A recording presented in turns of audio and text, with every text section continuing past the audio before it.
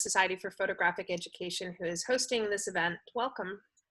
SPE is a member-based organization, and for those of you who aren't familiar, I will be dropping our website in the chat window momentarily. A few protocol reminders. As an attendance taking mechanism, please do put your name and email address in the chat window so that we can share any updates directly, in addition to any social media posts that we might make. We've started you all out on mute, and we ask that you stay in mute so that our presenters can utilize the first 20-ish minutes for programming, and then we'll open the meeting up to the larger audience once they've completed their presentations. So do please stay in mute until that happens. Once we wrap up our presentations, do stick around for that informal conversation. We will ask that you present your questions in the chat feature so that we can help facilitate the conversation, but more importantly, so that we can answer any questions that we may not get to on our website as well. And I'll let you know when that turnover occurs. I say this every week, we are establishing a way to move forward in this shifting time, and we can certainly do that together. So without further ado, Betsy. Hi. So to take off from that, today one of the things that we're going to focus on is how to move forward. And I've been thinking a lot about moving forward, not knowing, and some of the things we were actually talking about before, a little bit about universities making decisions to go online or not go online. And I think one of the things that's probably the hardest for us right now is just not knowing, and knowing that we're not going to know about a lot of things for a long time. So I've been thinking a lot about how to help people and myself, how to navigate moving forward where we don't know. And so we're going to talk to a couple people, and then afterwards I'm going to go through a list that I've made of ideas and ways to go forward without being sure what things are going to look like. I've asked two of my friends, two people who teach in the ASU online program, but they also, like me, are East Coast based, and they teach on the ground as well as online. And they've observed their colleagues this semester shifting, and we were having a discussion a while ago, and they both seem to have some really pretty strong thoughts about observations that they've made and points to make. So Logan Bellew and Cheryle St. I feel like I'm not giving you guys a good introduction. Logan was a student of mine at ASU a while ago, and he got an MFA for a decade. It was a decade ago. How can that be? You're still 18. I'm just kidding. I'm not getting older. Anyway, and so Logan got a master's degree from New Mexico, an MFA, and he's been 3 or 4 years ago. He's been teaching for ASU online for the last year and a half. Yeah. And Cheryle's been teaching for the last 2 years, right? And Cheryl's based in New Hampshire, MFA from Mass Art. And anyway, I'll leave it to you guys. I don't know which one of you wants to go first and give us your words of wisdom. What do you think, Logan? I don't know. Cheryle, take it away. Well, first of all, I should say that I'm not an SPE member. I'm feeling badly right now. So I have a long history of teaching. Started out on the ground or on campus. Betsy and I were trying to figure out, like, what's the word for this? At UNH, Maine College of Art, you name it, adjunct, itinerary. And then first foray of online at University of New Hampshire, and then back into a classroom, and then most recently with Betsy, which I love. And now I teach at a private high school, which is now online. So we've been this beautiful roller coaster. So yesterday we had this interesting conversation, and I think it just stems from, oh my gosh, that sense of all the things that are going on, sort of the life in general, but then also the things that feel very different for me in online ed. And I think that's what I was mostly trying to get at yesterday. So my point was to try to think of a couple of things that felt very different about going back to teaching online that sort of coincide with teaching online maybe for the first time, if you've been used to teaching in a classroom. And and I feel like I sort of run the gamut with that. So some of the things that we were talking about yesterday was this idea of learning to be comfortable with a certain level of discomfort. And I have to say right now I have some colleagues that I think are in a lot of pain. They're talking about things that students are saying, and they seem pretty concerned and pretty aware. And I find myself saying, I think sometimes when you haven't had a lot of experience with this, that the students that are the loudest, or the students that are saying the things that we feel like we should be able to fix right away, that it's important to, I think, to be polite, to be kind, to be organized, but there's a certain point where maybe less so, and to kind of be very comfortable with saying, like, the link didn't work, I did the best I could. Sometimes if I were in a classroom, I'd walk in, I might have grabbed the wrong stack of paper. I would say, oh, whoops, sorry, I'll be right back. And to try to feel comfortable doing that online. And when I first started teaching online, I would say that I felt like I had to deliver something that was equivalent to Amazon. Like, the online education is really nothing like online shopping. And I think when I try to remember some of those things, it makes the process that I'm seeing a lot of colleagues in for the first time seem a little bit better, a little bit easier if maybe things were not being ratcheted up to such a height. The other thing that I wanted to kind of share is just that I think our enthusiasm when I'm in a classroom, I just feel like it's obvious that I'm very engaged with what they're doing or how they're doing it. And I feel like I'm flitting all over the place and talking to them, and I just don't know any other way to be. And it took a little while to feel comfortable being that way online without feeling like, I don't know, I was a ditz, or that I was, my videos weren't that good or something, and just saying, like, that's okay. That is me. I mean, if I have students over a couple of weeks, they start to understand, like, yeah, I mean, she's not going to do 2 takes. It's going to be this way. If I'm mispronouncing something, I'll fix it, in real time. I won't bother to do it again. And I don't know. Those are some points that we talked about yesterday. Mm-hmm. That's great, Cheryle. Thank you. Logan. So I guess I'll go next. So I'm Logan. I teach in the online program with Arizona State University, but I also teach, I guess the word is, or the phrase is, on the ground at the State University of New York in New Paltz. And I was really interested in the discussion we were having yesterday, because I think that it sort of brings up, I sort of think the position that we're in right now is sort of thinking about our relationship to our students, and also kind of like exactly what it is and how it is, and sort of like the importance of what it is that we're teaching. But mostly one of the things that I've been observing within myself and through feedback from students and through colleagues, both online and on the ground, is most of my advice has to do with things that you should resist doing to students, or at least things that students have been giving me feedback about. And one of the things that I feel like that's been coming up not only just in photography classes, but in classes in general, is that instructors are assigning people a lot of work. And one of the things that I think that is like the psychology behind teachers doing that is that we think that we need to give them stuff to do to occupy their time. And my roommate here in New York also teaches at a private high school here in New York. And I think one of the things that they're struggling with a lot is also keeping students accountable for the work that they do, especially right now, given that we've had to go from teaching in person to online, which is sort of a transition that nobody really asked for, but we all have to deal with now. But now we have the ability to plan for it in the fall. But there is still this issue of student accountability and making sure that students do their work. And one of the things that I feel like has sort of helped with my class that I was teaching on the ground at New Paltz was, especially for this semester, I said, okay, there are certain things that I'm not going to be able to teach, at least not to the degree that I would want to teach them at. So maybe scaling back is part of it. But I also think that with that thought of trying to scale back, we also need to think about exactly what it is that we're trying to teach them.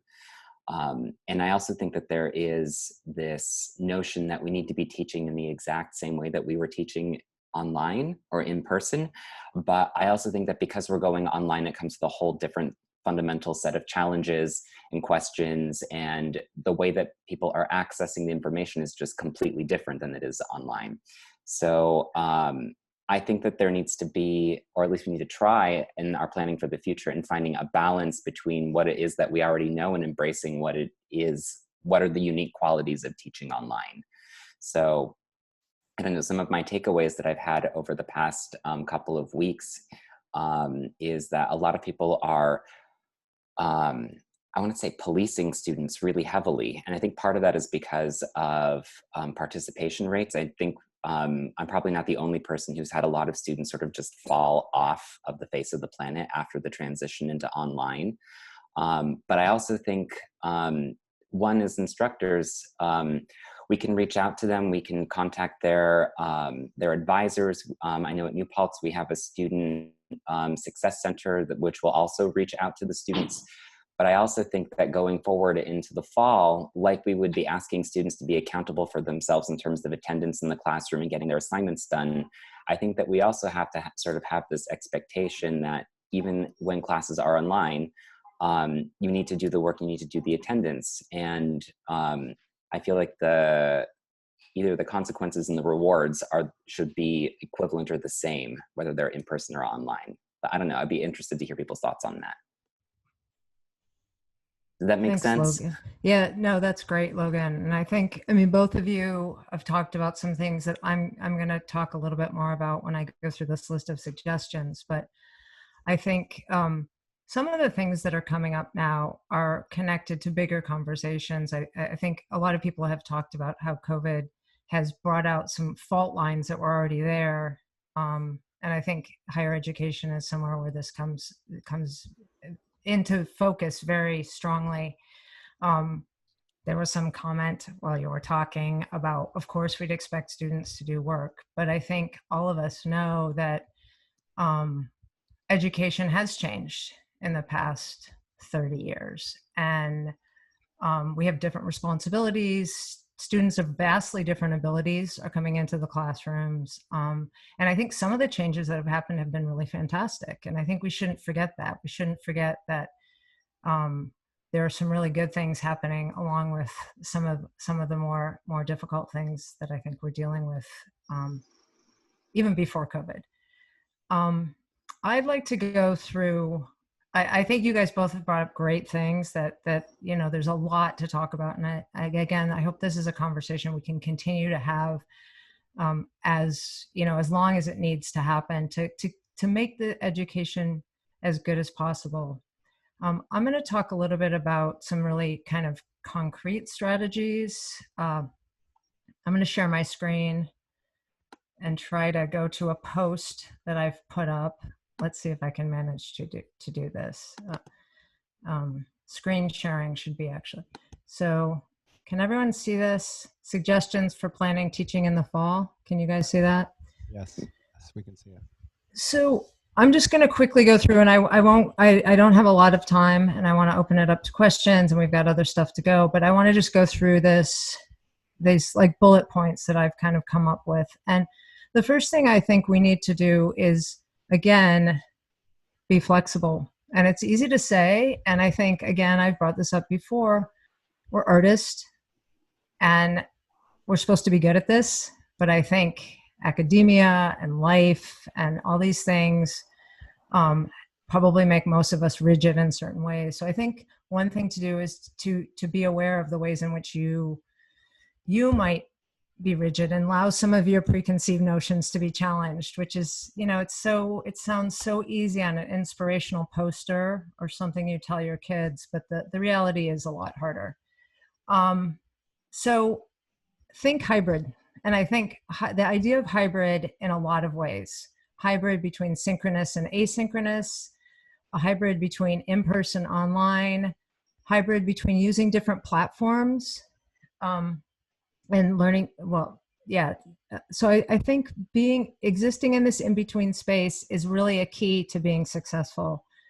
or being able to successful. See, and I am using all this jargon. So you'll need to create a balance between being prepared and being able to think on your feet. Because some of the things, Mark Klett used to always say, we get paid to think on our feet. And I've always loved that about being a professor, that, so much is responding to what's in front of me and the student's work and the student's personality and what's on the wall. And it is true that when you teach online, you do need to be a little more prepared. But, and I think it helps you to think of what kind of teacher you might be. I am not a planner. I am a think on your feet, go in the class, throw your energy into it. And so for me, teaching online has forced me to be much more of a planner. It's forced me to think ahead. Now, some people are over planners. And if you're an over planner, online has another, maybe even worse problem, is that you can overdo. I mean, you can work all the time. Cheryle was saying yesterday, you could spend forever getting one module done. So think about your, what? You could. Please don't. Yeah. And that's what I would say is don't overplan. So I'd say, I'm suggesting consider a schedule where you sketch out the semester and then finalize the plans as they're happening.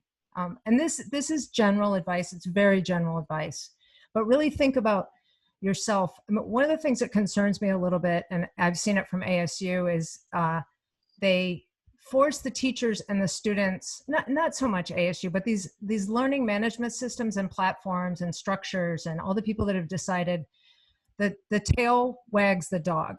The software shapes how you teach. And I don't think it has to be that way, but I think you need to understand yourself and what you have to offer and what happens in your own class. So I'd say thinking about that, also responding to the students that are there. We all know that every class is a little different and has a different personality. If you set up your whole class in advance, then there's not going to be room for who the students are, and you're more likely to be frustrated or disappointed. So striking a balance between those two spaces of rigid structure, but just flying by the seat of your pants is a lot harder. So that's what I'd say. Reconsider rigid curriculum. And if your program has rigid curriculum, this might be the semester to make it less rigid. It might be the semester to take some chances. I mean, and then another practical consideration is to put off things that need to happen in person, either to later in the semester. And some schools I know are considering a late start, or to the spring semester, or even shifting years. Like if you're sophomores, like, mass art, the sophomores, they start with a view camera, they start with, with film. Schools like that may need to consider, like, do we start everyone as a junior and start them with digital? I mean, and this might already have occurred to a lot of you, but just thinking about that. But also, alt process, maybe the class, maybe you wait and have that later. I'd also say, as you're sitting there designing your classes for the fall, put your energy into the things, your energy into the things that will be the same, whether it's in person or online. Now, I mean, I can go more into that and we can talk about that more. And I think it depending on whether it looks like your class will be, this is about uncertainty more than an actual strategy for designing an online class. This is about how to put the energy in now so that, come August, you haven't planned an online class and you're in person. So thinking about things like what can be preloaded content, and then what is a content that's created in response to the class dynamic needs and individuals. Don't add busy work. Logan spoke to that really well. And again, the learning management systems, the platforms, they encourage this because it's a lot easier to put a quiz on and a reading on and ask them to write a paragraph than it is to, well, it's not easier than it is to worry if they're actually going out and taking pictures and thinking and making art, but actually that's what they're supposed to be doing. So, and sometimes you feel like you're not doing your job. Like sometimes a week goes by and I haven't seen my students, the same way it happens in an in-person class. And I freak out that I haven't made them, they should be doing work every day or they should be checking in, and step back from that. Resist the pressure to measure everything. And again, I know I'm making the systems the culprit, but I really think they are in a lot of cases. Is a lot of these programs, and I think I've mentioned this before, discussion platforms that keep track of how many words students say. I mean, that makes me like insane. But this idea that students need to be rewarded for everything they do and everything needs to be measured. I mean, personally, I feel like it's our job as art teachers and artists to resist that, because we know that that's not really good learning. Don't overproduce your videos or your lectures or your video feedback. You can redo things. You can make short videos. Don't think that you're, don't approach it with the same perfectionism you approach your art. I think it's, well, probably most of us are perfectionists, especially about producing a video or a photograph. Let them be, I think like Rebecca said last week, let yourself make things that are just immediate. And like Cheryle said too, about things you might say in the classroom, you're not going to chase your words back when you're in person. Create assignments that encourage students to problem solve as both a practical and conceptual solution. I'm going to keep going. A few more things. The hybrid thing, thinking hybrid between the platforms. I already talked about this, synchronous and asynchronous. I've listed a couple platforms, a couple possibilities. And again, we can talk more about those specifically if people are interested. And then just the last bit, a few other strategies. Letting the students participate in planning and creating content. It's something that makes sense in person, but I think we might forget that we can do it online. They can give presentations, they can upload stuff, they can lead conversations with each other. I mean, obviously it depends on the level you're teaching, but don't forget that you can let them lead a discussion. I had a student this semester create a PDF, which is like the best interpretation of Laura Mulvey I've ever seen in my life. And I'm going to use it over and over again. And I mean, it was amazing. And she should be teaching the class instead of me. Again, expand your colleagues and community to beyond your institution. Share resources, share assignments, share lectures, share tech demos, share quizzes, share readings, everything. I mean, we can do this now in a way that we haven't been able to in traditional. We've talked about using visiting artists. Continue to insist on students showing up. And that's complicated in some ways, but not really in the end. I think I think of Sister Karita Kent's rules. I think I've mentioned them before. I'm going to put them up. Make them want to be there. And that might not mean chasing after them, but that, let them know it's important. Facilitate interaction between students. And this is hard. And I think, again, this comes back to the measurement. I believe firmly they need a place that's not that's not closely monitored and not measured, because that's a big part of what art school is, right? I mean, being with people, and this is going to be a challenge, especially for those of you who will teach classes with students who haven't already met each other.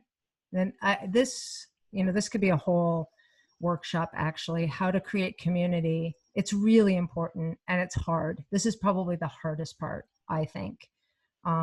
Making them connected to each other, because also, online has this top-down teacher-student connection, and it's a lot more difficult to get to nurture their connections to each other, or to just let them have their connections with each other. Although I think one of the things I feel like we were talking about, what there's kids playing video games right now, and I think that they do know how to communicate with each other. Just encouraging that. I think I found out one semester that my students were going offline and using FaceTime to talk to each other and give each other critiques, without me telling them to do it. Just a few more things that are really practical. Create things that can be reused by yourself in the future or by others. And I know that sounds like a little bit of a contradiction in the quick and dirty videos, but you know, so anyway, that you're right. I'm talking out of two sides of my face, but it's a possibility to reuse some things. Keep copies of your lectures and assignments on your own hard drive. Sometimes you won't be able to access them later. So really make sure if you upload them to a platform or an LMS, especially one owned by your school, just make sure you keep one for yourself. And this isn't even so much about proprietary issues as practicality, or, you know, just keep duplicates. Consider creating your own resource that you lead students to. And here I'm going to do a shout out to my Emerson colleague, Camilo Ramirez, he's not an online teacher. He wasn't before this semester, but he has a resource page that's open on his website that his students can go to, other professors can go to. It's such a beautiful, generous thing. He puts his assignments up there. He puts, you know, links up there, and that link is right here. And, but that's just a strategy to kind of own your own. And then crowdsource. And I'm going to stop and open it up to question, or lead it to John now. John has some exciting things to talk about, but thanks for listening. More conversations to be had about that. And I'm going to stop my share. But it's yours, John. Yeah, thank you so much, Betsy. You know, in listening to you and the previous shares, I've been thinking about, you know, one of the things one of the reasons we came together is because, you know, your original post, I know I talk about this all the time, but, you know, I was teaching I developed an online course called Photography is Magic. It was for photo for non-majors. And one of the ways that we built community for that particular class is that we use Instagram. Everyone had fake Instas or Finstas. And, you know, I could gauge the level of activity and participation based on who was posting what and where. And in you know, when it was successful, almost all of them were posting almost every day. And my engagement with that was not giving them critique, but to put like a fire emoji or a camera emoji or a thumbs up emoji, like really encourage them to continue to make images. I mean, just that little bit of feedback. And then those are the images that the ones that got the most feedback, or the ones that I thought were most interesting, we would then bring into critique when we either met in person or we met online. So there are ways to do it, and meeting students where they are, right? That's the other thing, is that our students are on lots of different platforms, and the ones that we think are the best aren't necessarily the best, right? Like I used to organize things on Facebook, and I thought it was great because you could invite people to it and all of that stuff. And then, you know, my students were like, we got rid of Facebook because we hate Facebook because all you old people and your babies are on there. So, you know, I don't use Facebook anymore because old people with babies are on there. And my babies are no longer babies, they're teenagers. And they're like, we're not going on Facebook because you're there.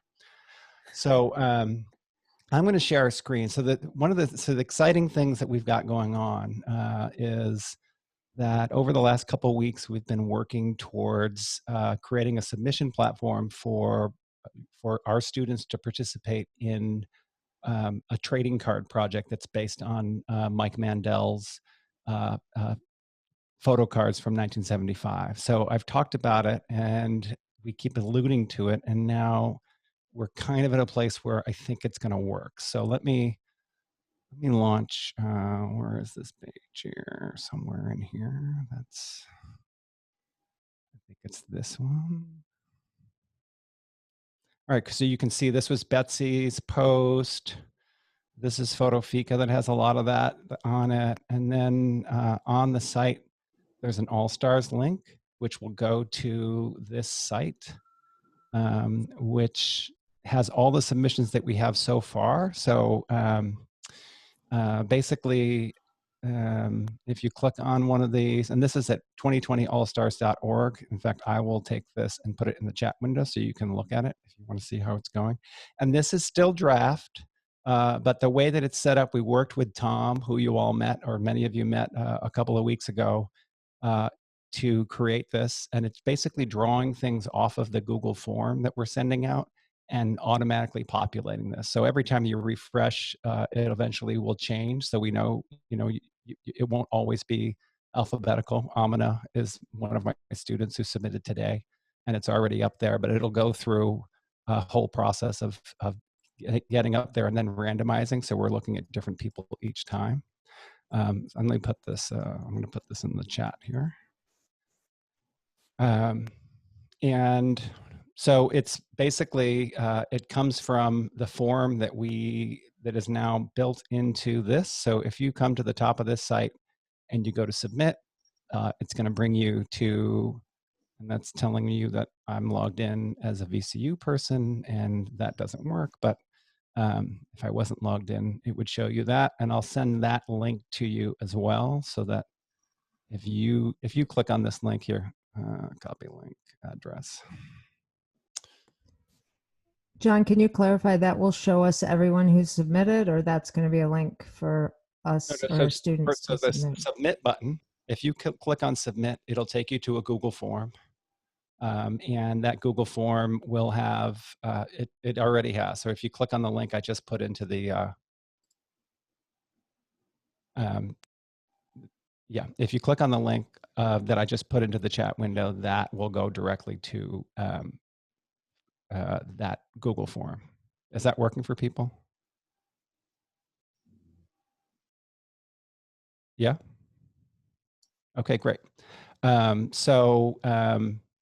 the plan with this is for us to get submissions from all of our students, and we're working with different curators and photographers and gallerists and photo educators to go through.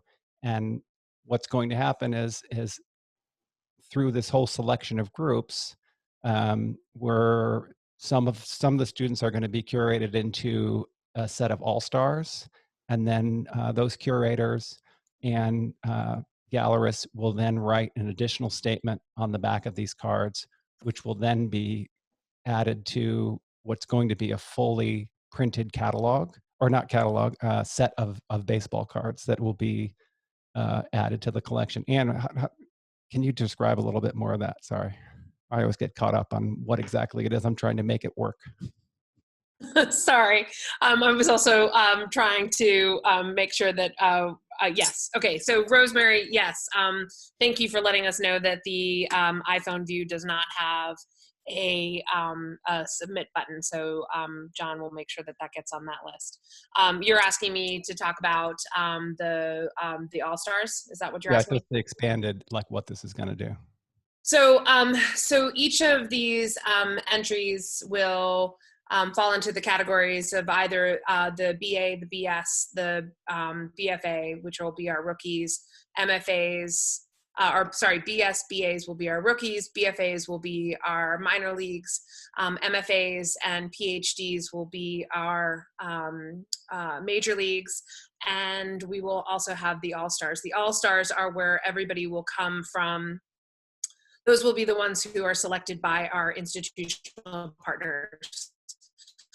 So that'll be anybody who we are able to grab as a writer, curator, industry professional who will make a selection based on what they think is really fantastic, and they will write another sentence about the work.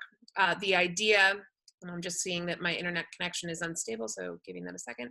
The idea here is that those participating institutions will then receive a collection of the cards as well as the uncut sheets for their permanent collection. So your students will have their work collected by major institutions, photo institutions all over the country. So we really want to encourage you all to make sure that this gets out to them, and make sure that you are encouraging your students to get this done before their semesters end, or now that they're 2 weeks out, making sure that they go back to this. And the idea is we'll keep pushing forward. Jennifer, we're looking at your question, and we had not gotten there, so give us a minute to just make sure that there's no reason not to, and then we'll go from there. Photo specific, not all mediums, so it does need to be BSs, BAs, BFAs, MFAs, PhDs that are all either photo degree and or photo concentration working in some form of photography. Okay, so, we wanted to share this with you. I think we should open it up to questions. And, Robert seems to be very excited about throwing questions to us. The reasons that students or institutions might collect these is because they're going to be interesting. And if they don't want to, that's fine. We've also already had a commitment from an institution. So, The reality is the support is already there, and more importantly, we have this incredibly poignant moment in time and in history, and it is as worthy a reset on Mike Mandel's trading cards as anything else out there. So we're so excited to be able to celebrate our student population and the incredible work that they've been able to do that none of us will have the opportunity to see in person for the most part. So, and to Sama's question, obviously we self-defined. We have a very broad idea of what photography is as well. So, we're not trying to create a space of drawing a line around it, except that it should be related to the photographic idea. So, I think that's a pretty broad brush. Some version of that Woody Allen quote, anyone who wants to be in this club. Yeah. I mean, I think anytime we talk about this, people are like, oh, how about this group? And we say yes. So, we're not trying to draw a line. We're just trying to make it so that when people are looking at these, they understand they're connected to a history and they understand the history that they're connected to. So, interpret that as broadly as possible. If someone sends a photograph of a sculpture, like I said, the system is automated. So, I have to. We'll go from there. I just want to say one more thing. I know we're going to go to Q&A, and I feel like sometimes I'm quite critical of Arizona State. But I do want to say one thing I'm actually really proud of is that the president likes to be defined by who we include, not who we exclude. And I do think we can steal that motto. I think that I'd like this to be defined by inclusivity. So anyway, that's all. Absolutely. Questions, Q&A now. Yes, so we are opening up to Q&A. So those of you guys who have questions about the presentations, about anything related to moving forward under these circumstances, anything you'd like us to consider for future topics, please feel free to put those in the chat. Again, the reason we are asking for them there is in the event that we don't get to answer everything, they are topics for consideration as we move forward. So the first question from Larry regarding opportunities for programs that are creating in lieu of the thesis shows. We have added quite a few suggestions onto the FotoFika page. In large part, I think the trends that we're seeing are postponing or the thesis exhibitions. We've seen quite a few schools go to website submissions instead. We have I'm forgetting the link, but there's RISD is collecting all of the websites related to theses, and then we're seeing quite a bit in the way of book publications. Yeah, Thesis Show 2020. Yeah, Thesis Show 2020. Thank you. And Sama's asking that we share our program's Instagram handles, if you have one. Yeah, so we did, because it's, we do have the students' names, their institution, and their handle and or website on the back of the card. We wanted to make sure that we honored the school, but then also really celebrated where their work is. I don't know if we have room on the back of the card for another handle. What do you think, John? I mean, we certainly could make the school link. We could have the back link to something. Sure, we could have their school linked either to the school site or the Instagram. I mean, it depends on. I think the easiest thing would be to bring it to like a school program. But I mean, part of it is that we're trying to celebrate the student, Yeah. not the institution. So having it go to something that's related to them is really the most important part on at least on the cards, because it's supposed to be more student than anything else. I want to, is it okay if we Yep, go for jump it. to Michael's Yeah, question? please. So